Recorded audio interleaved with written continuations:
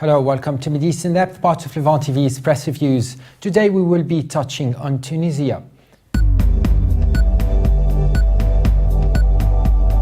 The Libyan branch of the Islamic State group claimed Thursday to have executed 2 Tunisian journalists who went missing in September in an online statement that sparked outrage in Tunis. The statement on jihadist websites showing images of journalists Sufyan Shurabi and Nadir Qatari saying the group had applied the law of Allah against them. It was not immediately possible to independently verify the images, and the Tunisian Interior Ministry could not immediately confirm them. But in the jihadist statement signed by the communication service of the province of Barqa, the group accused the 2 Tunisians of having worked for what they believe is, quote, a satellite channel that fights religion. Barqa is the Arabic name of Cyrenaica region of eastern Libya, where ISIS is thought to have gained a foothold. One picture showed the 2 young men at the time of their arrest alongside an armed man in fatigues, his face covered. Shurabi, an investigative journalist and blogger who was active during Tunisia's 2011 revolution, and Qatari, a photographer, went missing in the Ajdabiya district in eastern Libya on September the 8th. The 2 had been taken captive by an armed group near the town of Brega, further west, on September the 3rd, but were released a few days later after the Tunisian authorities intervened.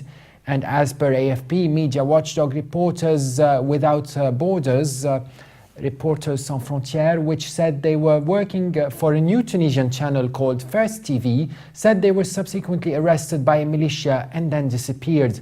The Daily Mail adds Thursday's news sparked horror in Tunisia, particularly on social media networks where people expressed their shock and disbelief, many expressing hope because there had not been any official confirmation. AFP reported that dozens of people, mostly journalists and many in tears, gathered outside the headquarters of the Journalist Union in Tunis to wait for news, while Tunisia's Interior Ministry was not certain of the veracity of these photos and believed that the journalists had been arrested by radical Islamists. And now we are joined from Tunisia by fellow journalist Rahil Methneni. Despite your worries today, Rahil, let me ask you, you have been struggling since September alongside the families of journalist Sufyan Shurabi and his colleague Nadir Qatari. You did your best to urge the Tunisian authorities to intervene, but why did the government fail this time? Well, to start today, Sufyan and Nadir are kidnapped since 128 days. Until now, we don't have sure information. Yesterday, we heard, like everybody, that the Islamic State killed them. But the Tunisian Syndicate of Journalists denied this information, and the Ministry of Foreign Affairs said this is they don't have. Said this is not true. Yes. Today there was a manifestation for the 2 journalists. It was in the big in the avenue. And the parents of Sufyan and Nadir met the Tunisian president, Qaid Essebsi, yes, who promised to resolve the problem. The president insisted that this is not true and promised to resolve it as soon as possible. For the former government, really we don't know why they failed, but I will not talk about failure because till now we are not sure that they were killed.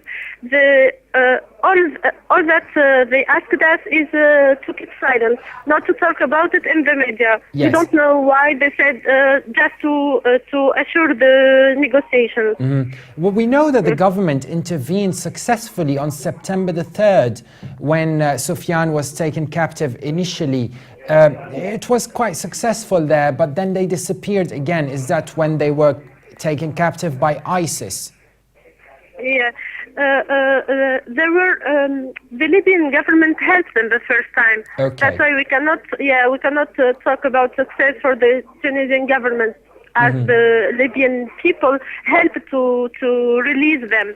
And do you see, Rahil, or do your fellow journalists over there see a message there to Qaid Essebsi and in general a rule now in Tunisia which is not Islamist? Do you think there's really a message? A message for Beji Qaid Sebsi? Yes, I'm just asking, do you believe there is a message from ISIS to the secular rule which is now in Egypt, in Tunisia? Yeah. Really, I ask them to be careful about the border with Libya, because it's really so dangerous for us. And especially that the actual government is laïc, and Libya is full of Islamists, etc., which can be a real danger for us. Do you think it's an act? Do you think it's an act of revenge against the now not Islamic rule, which is obviously under Beji Qaid Sebsi? Exactly. It may be a reaction against the result of the elections. We have to imagine everything. It may be a reaction against not the president himself, but about the Tunisian people. Okay, Rahil Methneni, Levant TV journalist based in Tunisia. We do hope this tragic news is a false flag and will follow up on the matter. Thank you very much for joining us today, despite your very difficult circumstances. Thank you, Carl. Thank you. And for more updates, please visit us on levant.tv. You can also subscribe to Middle East in Depth on iTunes. Thanks for watching us today, and bye for now.